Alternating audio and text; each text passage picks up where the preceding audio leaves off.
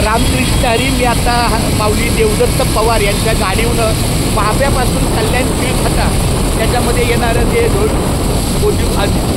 आदिवनिका ते हॉटेल बजरंग आहे तिथं आम्ही जरा आता बरं या दत्त मंदिरच्या इथं जास्त चांगला निवास आहे तिथं जरा तर त्यांनी सांगितल्याबरोबर त्या मंदिराचं नाव काय माऊली? गिरकाळेश्वर मंदिर. गिरकाळेश्वर मंदिर मला वाटतं मुख्य रस्त्याला 1.5-2 किलोमीटरच्या अंतरावर आहे. तर त्यांच्या सहकार्याने आम्ही पुढे चालतोय. माऊली खूप खूप धन्यवाद. गावं त्यांचं देवदत्त आहे.